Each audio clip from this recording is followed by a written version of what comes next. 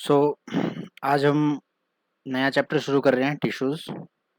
Okay, मैंने पिछले chapter के क्वेश्चंस भेजे नहीं हैं। एक्चुअली मैंने अपनी बुक कहीं मिसप्लेस कर दी है। Okay, as soon as I find that मैं जल्दी से भेज दूंगा आपको। Okay, so we will start this chapter today, tissues. मैं ये चैप्टर इसलिए शुरू कर रहा हूँ so that we are in continuation with the previous chapter, जो कि हमने सेल्स पढ़ा है ना। अब हमने ढेर सारी चीज़ें पढ़ी हैं, एनिमल सेल है ना, प्लांट सेल, दोनों में क्या फ़र्क होता है। ठीक है, एनिमल सेल उनके अंदर क्या क्या होता है, उन सब सेल ऑर्गेनल्स का क्या क्या काम होता है ना। तो देखो ये सब बहुत इंपॉर्टेंट है, यहाँ से हम आगे बढ़ने वाले हैं। ओके, तो ढेर सारे सेल्स मिलके टिश्यूज़ बनाते हैं। ओके, तो टिश्यूज़ के बारे में भी हम इस चैप्टर में पढ़ने वाले हैं। टिश्यूज़ भी प्लांट टिश्यूज़, एनिमल टिश्यूज़ अलग अलग होता है। ओके, तो the first and foremost thing which you will do is take the book and read this paragraph up to here. इससे पहले का पूरा पढ़ लो, इससे पहले का एक बार पूरा पढ़ लो। टाइम दे रहा हूँ मैं आपको, जल्दी से पॉज करो और जल्दी से पढ़ो उसको। ठीक है, चलिए शुरू करेंगे। From the last chapter we recall that all living organisms are made of cells in unicellular organism. Unicellular मतलब single cell. Single cell performs all basic function. For example, in amoeba, a single cell carries out movement, intake of food. तो amoeba का जो intake of food होता है उसे क्या कहते हैं, याद है क्या? एंडोसाइटोसिस। अमीबा सिंगल सेल, अच्छा ये जो सिंगल सेल है इसी में सब कुछ काम होता है, यही फूड एक्वायर करेगा, खाएगा, डाइजेस्ट करेगा, सब कुछ करेगा, यही करेगा। ठीक है, तो एक cell single celled animal unicellular organism के अंदर भी सारे काम हो रहे हैं एक सेल के अंदर। Intake of food, gases exchange and excretion. But in multicellular organism, there are million of cells. Most of these cells are specialized to carry out specific functions. Each specialized function is taken up by different group of cells. Since these these cells carry out only a particular function, they do they do it very efficiently. ठीक है, क्योंकि यहाँ देखो एक school है, वहाँ पे एक टीचर आपको साइंस पढ़ा रहा है, वही टीचर आपको इंग्लिश पढ़ा रहा है, वही टीचर आपको हिंदी पढ़ा रहा है ना। लेकिन जहाँ एक स्कूल है जहाँ पर आपके पास साइंस के दो टीचर अवेलेबल हैं या एक टीचर अलग से है, एक टीचर इंग्लिश का है, तो आप देखेंगे कि आपका ज़्यादा एफिशिएंट काम यहाँ होगा। जहाँ पर एक टीचर है उसके ऊपर बर्डन भी बहुत सारा आएगा, है ना, और कह नहीं सकते कि वो क्वालिटी इतना डिलीवर कर पाएगा कि नहीं। लेकिन वहीं जब single teachers for single subject हैं तो वहाँ पर आप देखेंगे कि क्वालिटी भी अच्छी मेंटेन हो सकती है अगर वो अच्छे मास्टर्स हैं तो, है ना। तो यहाँ पर ये बोल रहा है कि सिंगल सेल में सारे काम होते हैं, लेकिन वही मल्टी सेलुलर ऑर्गेनिज्म में हर सेल का एक स्पेसिफिक काम होता है, तो इसलिए यहाँ पर काम ज़्यादा आसान, ज़्यादा अच्छे से किया जा सकता है। ठीक है, since these carry out particular functions, so they do it very efficiently. So the efficiency in this case is more when compared with the unicellular organisms. In human beings, muscle cells contract and relax to cause movement. Okay, there are certain movements within the body, like your heart is pumping. Okay, it is pumping regularly. तो वहाँ पर आप क्या देख रहे हैं?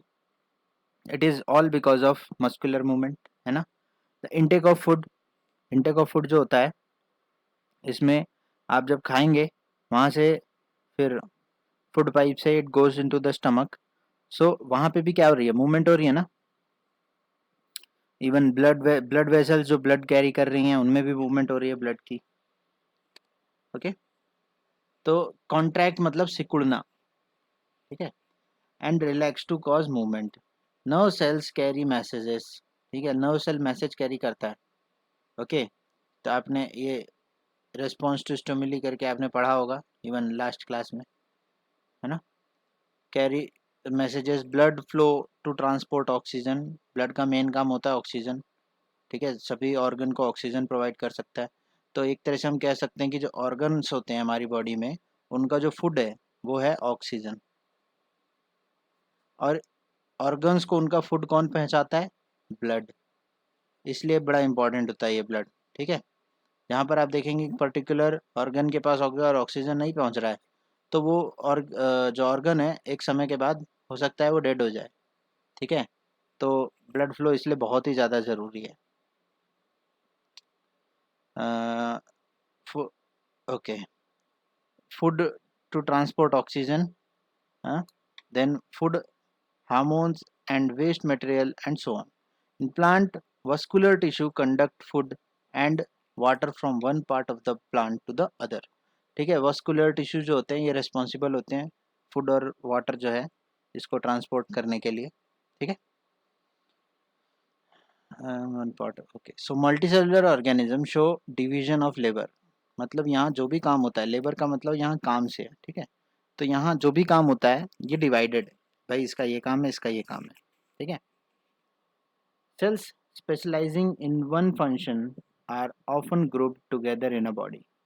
This means that a particular function is carried out by a cluster of cells.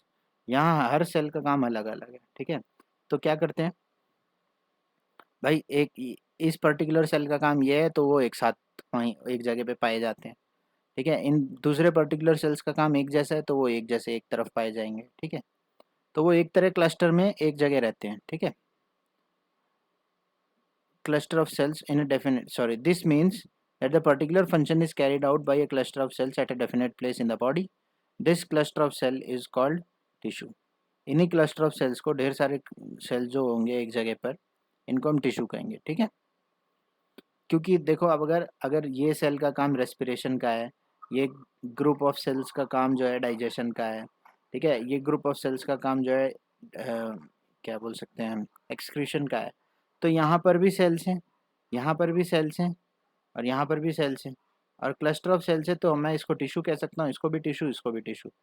तो जब इस इन सेल्स का काम एक जैसा है, लगभग एक है, तो ये जो टिश्यूज़ हैं इनका भी काम अलग होगा ना। तो इसका मतलब यहाँ से हर टिश्यू का काम भी अपना अलग अलग है। ओके, हाईएस्ट कहाँ गया, is arrange and design so as to give the highest possible efficiency of function. Blood, phloem and muscle are example of tissues. ठीक है, अभी आप समझ जाओगे टिश्यूज के एग्जाम्पल, जैसे जैसे चैप्टर हम आगे बढ़ेंगे आप देखेंगे काफ़ी कुछ।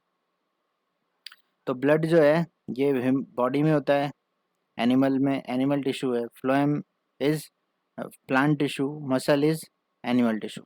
ठीक है, a group of cells that are similar in structure or group together to achieve a particular function forms a tissue. Okay,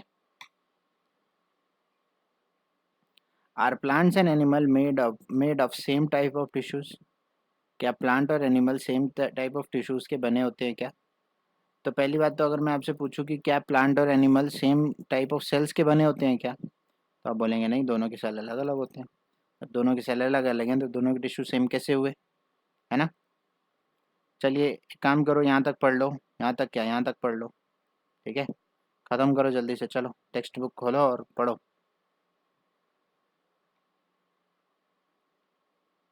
now pause करके पढ़ा करो। ठीक है, are plants and animals made of same type of tissues? Let us compare the structure and functions. Do plants and animal have same structure? Do they perform same similar function? क्या उनका काम एक जैसा है? क्या वो दिखने में सेम होते हैं क्या? ऐसा पूछ रहा है। There are noticeable difference between the two. दोनों में आप इतना फर्क है कि आप नोटिस किया कर सकते हो। प्लांट्स आर स्टेशनरी और fixed, they do not move. Since they have to upright since they have to upright, they have large quantity of supportive tissue। तो उनको ऐसे सीधा खड़ा होना पड़ता है ना, पेड़ कुछ इस तरह से होता है तो उनको ऐसे सीधा खड़ा होना पड़ता है, तो इसलिए उनके पास सपोर्टिव टिश्यूज ज़्यादा होते हैं। ठीक है, the supportive tissues generally has dead cells. तो ये जो ऊपर जो आप कह सकते हैं बार्क होता है, जिसे हिंदी में छाल कहते हैं। ठीक है, ये जो बार्क है ऊपर, ये उन्हीं की बात कर रहा है, ये वही सपोर्टिव टिश्यूज हैं और ये जनरली डेड होते हैं, वो जनरली डेड टिश्यूज होते हैं। ठीक है, अब डेड डेड टिश्यू का मतलब वही है जो आप समझ रहे हो कि इनमें अब जान नहीं है, लेकिन फिर भी ये देखो कितना प्रोवाइड करते हैं, है ना। कोकोनट है, कोकोनट के बाहर का हिस्सा डेड टिश्यू का होता है, लेकिन देखो कितना हार्ड होता है।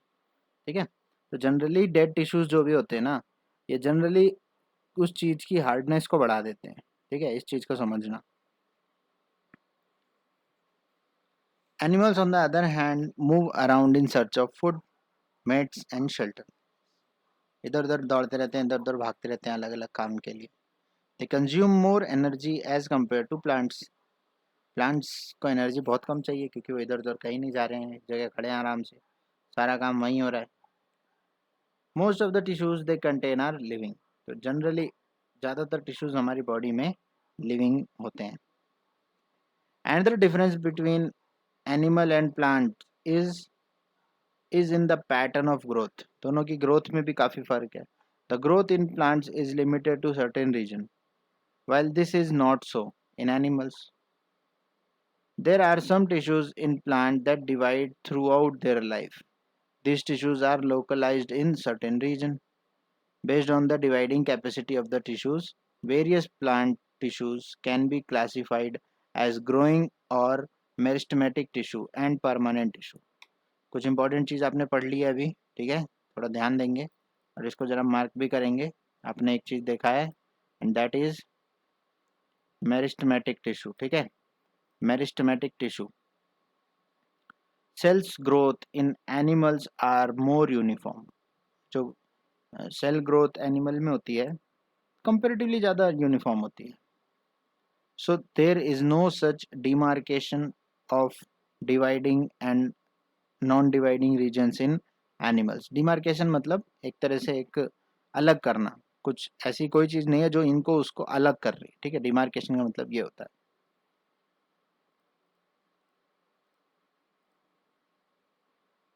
The structural organization of organs and organ system is far more specialized and localized in complex animals. ये पैराग्राफ खुद पढ़ लो जल्दी से। जैसे ही मैं बोलूँ पढ़ने को तुरंत पॉज किया करो और शुरू हो जाया करो। The structural organization of organs and organ system is far more specialized and localized in complex animals than even in very complex plants. ठीक है, कॉम्प्लेक्स, पेरिस्टेमेटिक, परमानेंट, ये सब क्या है मैं भी बता दूंगा, बिल्कुल भी घबराना नहीं। The fundamental difference reflects the different modes of life persuaded by these two major groups of organism. कौन से दो group? Plants and animals. Particularly in their different feeding methods. Also, they are differently adapted for a sedentary existence. Sedentary समझते हो क्या आप लोग? Sedentary, हाँ, sedentary, sedentary देखो कहाँ सुना होगा आपने? आप कैसे होता है? अम, आप कह सकते हैं कि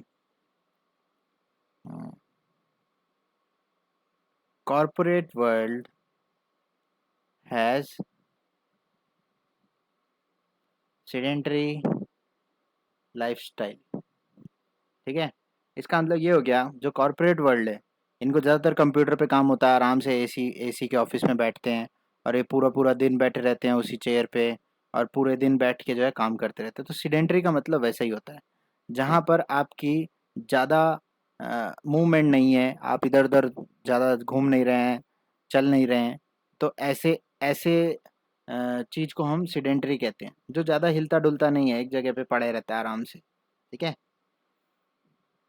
for sedentary existence on one hand plants, plants एकदम सीडेंट्री होते हैं, एक ही जगह रहते हैं, इधर उधर कहीं घूमते नहीं है। एंड एक्टिव लोकोमोशन, लोकोमोशन मतलब मूवमेंट से, एक्टिवली खूब मूवमेंट करते हैं। कौन? एनिमल्स। ठीक है, contributing to the difference in organ system design. भाई एनिमल्स जो है ये तो इधर उधर घूमते रहते हैं, कभी फूड के तलाश में, कभी घर रहता है उनका शेल्टर के लिए, है ना, अलग अलग कारणों के लिए ये इधर उधर घूमते रहते हैं। वहीं प्लांट्स को हमेशा एक ही जगह पे रहना है, उनको फूड मिल रहा है या नहीं मिल रहा है, they have to stay there.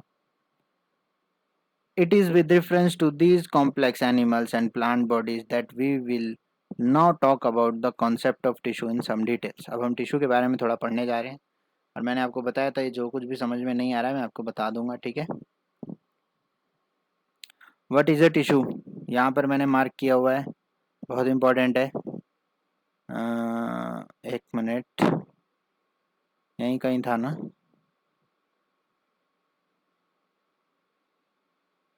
गायब हो गया। तो टिश्यू यहीं, ये रहा, हाँ यहाँ मार्क कर देता हूँ मैं इसको, ठीक है, ताकि आपको दिखे। व्हाट इज टिश्यू, ये रहा टिश्यू, ठीक है। That a particular function is carried out by cluster of cells at a definite place, ठीक है। When cluster of cells at a definite place for definite function within the body is called tissue। समझ गए, यही एक अच्छा कह सकते हैं हम definition, if in case it asks this tissue, what is tissue, what is utility of tissue on multicellular organism। यार ये तो मैंने इतनी देर से जो है हमने डिस्कस किया कि यूटिलिटी ऑफ टिश्यूज़ क्यों इम्पोर्टेंट है ना। मल्टी सेलुलर ऑर्गेनिज्म में आप देखेंगे कि काम ढेर सारे होते हैं, है ना। अब वो डिपेंड करता है, कोई दौड़ रहा है, कोई नहीं दौड़ रहा है, कोई कोई अपना खाना खुद बना रहा है, कोई दूसरे पे डिपेंड हो रहा है। जैसे प्लांट्स इधर उधर नहीं दौड़ रहे हैं, लेकिन उनके लिए एक उनके पास फिजिबिलिटी ये है कि उनको दौड़ने की ज़रूरत इसलिए नहीं है क्योंकि वो अपना खाना खुद बना सकते हैं through photosynthesis. But the same thing is not same with the animals. मान लीजिए टाइगर है, टाइगर अपना खाना खुद नहीं बना सकता, it has to run for this hunting. उसके पास इस शिकार के अलावा कोई ऑप्शन नहीं है, उसको इधर उधर दौड़ना पड़ेगा, है ना, किसी को मारना पड़ेगा तब खाना पड़ेगा, समझ रहे हो। तो ये डिपेंडेंट है दूसरों पे। सबसे पहली चीज़ हम पढ़ने जा रहे हैं प्लांट टिश्यू, ठीक है। प्लांट टिश्यू हम पढ़ रहे हैं, एंड प्लांट टिश्यू में भी will start with meristematic tissue, ठीक है। मेरिस्टेमेटिक टिश्यूज़ कौन से होते हैं, दीज आर ग्रोथ टिश्यूज़। कौन से, ये ग्रोथ से रिलेटेड होते हैं, है ना। प्लांट में भी तो ग्रोथ होती है ना, पहले छोटा पौधा होता है, फिर थोड़ा बड़ा पौधा होता है, फिर छोटा पेड़ होता है, फिर जाके बड़ा पेड़ हो जाता है, और फिर कितने जगह तो आपने देखा होगा बहुत ही ह्यूज पेड़ है, बहुत ही ज़्यादा ह्यूज, 100 100 200 साल पुराने पेड़, ठीक है। तो इनकी लाइफ भी ज़्यादा हो जाती है। चलिए प्लांट टिश्यू के शुरू करेंगे अब हम मेरिस्टेमेटिक टिश्यू वाला केस, ठीक है। ये एक्टिविटी पढ़ लीजिए आप जल्दी से, एक्टिविटी पढ़ लो। यहाँ पर ऑनियन है, ये ऑनियन है या क्या है ये, हाँ ऑनियन है। नीचे ये रूट्स आपने देखी होगी जनरली, जिसको आप काट के फेंक देते हैं, ठीक है, यू डोंट कंज्यूम दिस। तो पानी में रहने के बाद कुछ समय तक ये पानी में डालेगा इसको, और आप वो देखेंगे कि थोड़ा से बड़े हो जाएंगे ये, ठीक है। बस यही है, क्यों है वो ज़रा देखो, ग्रोथ से रिलेटेड है इसलिए ऐसा बोल रहा है वो। आप एक बार पढ़ो इसको जल्दी से एक्टिविटी को, ओके। यहाँ पे देखो डे 1 डे 2 डे 3, जितना वो लेंथ बढ़ रहा है, जितना उसको बढ़ रहा है रूट्स, वो लिखना है, ठीक है। The growth of plant occurs only in certain specific regions. ये मत सोचना कि ग्रोथ जो है वो हमेशा हर जगह होती है, नहीं, ये बोल रहा है कि the growth of plant occurs only in certain specific region. Plant हर जगह से नहीं बढ़ता है, कुछ रीजन होते हैं वहीं पे, वो कुछ रीजन क्या है वो पढ़ेंगे हम। This is because the dividing tissue also known as meristematic tissue. याद रहे डिवाइडिंग टिश्यू, जब सेल डिवाइड होगा तभी तो बड़ा होगा ना, इसीलिए इसको मेरिस्टेमेटिक टिश्यू कहते हैं, ठीक है। जो जहाँ पर सेल डिवीजन होगा वहीं पर ही तो ग्रोथ होगी, और ग्रोथ होगी तो अ, क्या बोलते हैं, सॉरी, सेल डिवीजन होगा तो ग्रोथ होगी, इसलिए इस ऐसे टिश्यूज़ को हम मेरिस्टेमेटिक टिश्यू कहते हैं, ठीक है। पढ़ूंगा अब मैं, देखो, this is because the dividing tissue is known as meristematic tissue is located only at these points. What are these points? We will study here. Depending on the region where they are present, meristematic tissue is classified as apical, lateral and intercalary. इनको आप mark कर लेंगे, these are again most important things, ठीक है। इनको आप थोड़ा सा मार्क कर लो आप, क्या क्या है, एपिकल, लैटरल एंड इंटरकैलरी, ठीक है। ये तीन टाइप ऑफ कह सकते हो आप मेरिस्टेमेटिक टिश्यू, ठीक है। तीन टाइप क्या हैं इसके, एपिकल, फिर क्या है, लैटरल एंड इंटर कैलरी। ठीक है, ये तीन तरह के मेरिस्टेमेटिक टिश्यू हैं। याद रहे टिश्यू कौन से, मेरिस्टेमेटिक टिश्यू। मेरिस्टेमेटिक टिश्यू कौन से होते हैं, ग्रोथ टिश्यू, जहाँ सेल डिवीजन होता है। अब ये कहाँ कहाँ पाए जाते हैं वही भी देख लेते हैं हम। New cells produced by meristem is new cells produced by meristem are initially like those of meristem itself, but if they grow and mature, their characteristics slowly changes and they become differentiated as components of other tissue। तो ये जब बड़े हो रहे होते हैं, जब इनमें ग्रोथ होती है, तब तक तो ये मेरिस्टेमेटिक टिश्यूज होते हैं, लेकिन कुछ समय के बाद, ज़रूरी नहीं है कि हमेशा बढ़ते रहेंगे, कुछ समय के बाद आप देखेंगे अपने घर के आसपास कुछ पेड़ हैं, वो पिछले 10-15 साल से उतना ही हाइट पे हैं, अब वो फर्दर बढ़ नहीं रहे हैं। तो क्योंकि उनमें जो ग्रोथ टिश्यूज़ हैं, अब वो अपना काम बदल चुके हैं, वो कुछ और काम कर चुके हैं। तो बिल्कुल यही काम होता है एपिकल, लैटरल और लैटरल और इंटरकैलरी में। ये अपना काम कुछ समय के बाद इनका ख़त्म हो जाता है, ये छोड़ देते हैं, फिर ये अपना दूसरा काम पकड़ लेते हैं। ठीक है, तो एपिकल कहाँ होता है, एकदम ऊपर होता है टिप्स में, एकदम जो प्लांट को ऐसे ऊपर की तरफ लेके जाता है, लंबा करता है उसको, ज़मीन से दूर लेके जाता है। इंटर कैलरी, यहाँ पर देखो ये इस पोर्शन को बढ़ा रहा है। ठीक है, सॉरी, मतलब ये अपना स्टेम पोर्शन को। लेटरल मेरिस्टम जो है आपको बताएगा, ये गिर्थ को बढ़ाएगा। गिर्थ मतलब आप कह सकते हैं, जो पहले आप देखेंगे प्लांट्स की पतली सी स्टेम होती है, फिर बड़ा होगा तो थोड़ा मोटा होगा, है ना। बड़े से पेड़ का ऐसे करके बड़ा सा होता है स्टेम, ऐसे करके पेड़ होता है। ठीक है, जस्ट मैं एक बार बना के दिखा रहा हूँ, सिर्फ पिक्चर बना रहा हूँ और कुछ नहीं है। Apical meristem is present at the growing tips of stems. तो स्टेम में जो ऊपर का पोर्शन, जहाँ ग्रोइंग टिप होती है, जहाँ से प्लांट ऊपर उग रहा है, ऊपर जा रहा है ऐसे करके। अब ये भी तो एक तरह से ऊपर ही जा रहा है ऐसे करके, देखो, है ना। तो यहाँ पर जो भी एकदम एंड में, इसलिए आपने कभी अगर कोई प्लांटिंग की है अगर आपने, तो आप देखेंगे कि आपके मदर फादर अगर कर रहे हैं तो आपको मना करेंगे कि ऊपर का पोर्शन न मत तोड़ो। ठीक है, ये टिप वाला पोर्शन मत तोड़ो, क्योंकि यहीं पर ही एपिकल टिश्यूज़ होते हैं, एपिकल मेरिस्टम वाले टिश्यूज़ होते हैं, और ये अगर आप तोड़ देंगे तो वहाँ से टिश्यूज़ ख़त्म हो जाएंगे और फिर ग्रोथ नहीं करवाएगा ना कोई, इसलिए। हाँ, apical meristem is present in the growing tips of the stem and roots. तो रूट्स में भी होते हैं, देखा होगा आपने, रूट्स बड़े होते होते नीचे निकल जाती हैं, कभी कभी तो बाहर भी आ जाती हैं, आपने देखा होगा। कितने के बहुत बड़े पेड़ों में तो आपने देखा होगा ज़मीन से बाहर आ जाती हैं। Okay, and increase the length of stem and roots. तो स्टेम का लेंथ और रूट्स का लेंथ जो है ये इंक्रीज करते हैं, कौन, apical meristem. The girth of the stem और root increases due to lateral meristem। भाई रूट तो ऐसे बढ़ रही है, लेकिन रूट का साइज भी तो ऐसे करके, जो जो ये गोला वाला साइज है, ये भी तो बढ़ेगा ना, है ना। जरूरी थोड़ी है कि स्टेम हमेशा पतला सा होगा, वो ऐसे करके मोटा भी होगा, ऐसा राउंड मोटा हो जाता है ना। तो ये कौन बढ़ा रहा है, यहाँ पे बता रहा है ये, the girth the girth of the stem and root increases due to lateral meristem। कौन करता है ये, lateral meristem, इसका एक और नाम है cambium. Intercalary meristem seen in some plants is located near the node। एकदम नोड्स पे प्रेजेंट होता है, देखो यहाँ पर कहाँ गया।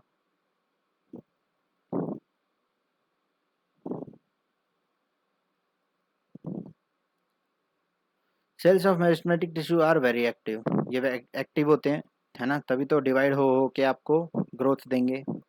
दे हैव डेंस साइटोप्लाज्म। साइटोप्लाज्म मैंने आपको बताया, साइटोप्लाज्म क्या है, साइटोप्लाज्म सेल, सेल और न्यूक्लियस, सेल के अंदर और न्यूक्लियस के बाहर का पोर्शन जो भी है, ये साइटोप्लाज्म में, जहाँ जहाँ पर आप देखेंगे mainly all the cell organelles are present.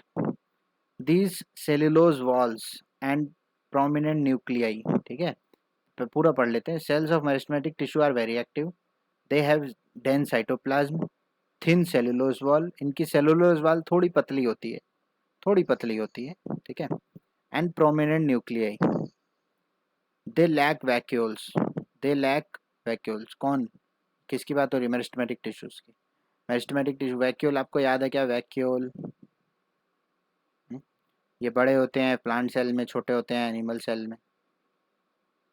Can we think why they would lack vacuoles. You might want to refer to the function of vacuoles in the next chapter. ठीक है, सॉरी प्रीवियस चैप्टर है ये। तो अब आपको समझ में आया होगा। हमने अभी तक मेरिस्टेमेटिक में, आज कोशिश करता हूँ नहीं, आज थोड़ा सा छोटी क्लास रखेंगे, ठीक है। मेरिस्टेमेटिक, हमने मेरिस्टेमेटिक टिश्यू पढ़ा है, ठीक है। ये किसका पार्ट है? ये प्लांट्स का पार्ट है।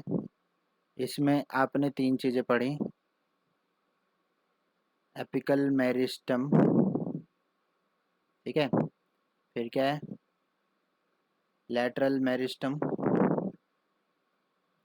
और फिर है इंटरकैलरी। तो ये तीन चीज़ें क्या हैं? मेरिस्टेमेटिक टिश्यूज़ के एग्जांपल हैं। एपिकल मेरिस्टम जो है ये टिप्स पे होता है, इंटरकैलरी एकदम नोड्स पे होता है, और लैटरल जो है ये आप पाएंगे गिर्थ को बढ़ाने के लिए, ठीक है।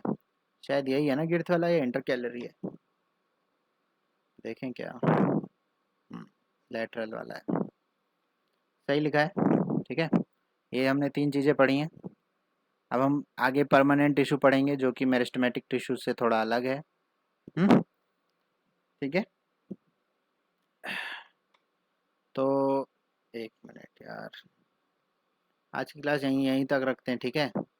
कुछ क्वेश्चंस मिलेंगे तो मैं आपको ज़रूर भेजता रहूँगा। और ये क्लास तो है कुछ 25-26 मिनट की मिलेगी आपको शायद, या शायद 27 मिनट की मिले, 27 मिनट्स की। बट अगर आप इसी के साथ साथ, जब कभी मैं बोलूँ आपको पढ़ो, तो इसका मतलब आपको तुरंत पढ़ना है वहीं पर ही। If class is of half hour, तो आप देखेंगे कि आपकी जो रीडिंग है, रीडिंग को भी ऐड कर दूं, तो इट शुड बी अराउंड 1 या फिर 1 आवर 15 मिनट्स की होनी चाहिए। समझ रहे हो? मतलब पढ़ना पड़ेगा, पढ़ने में आपको समय लगेगा, समझ गए? पढ़ना है तो अभी पढ़ना है बस। ये नहीं कि ठीक है वीडियो है तो बाद में पढ़ लेंगे, ऐसा नहीं है। टेस्ट आपको लिखना है, ये मत भूलना। अभी कर लोगे तो बाद में चीज़ें एक्यूमुलेट नहीं होंगी, ठीक है। चलो अगली क्लास में मिलेंगे आप।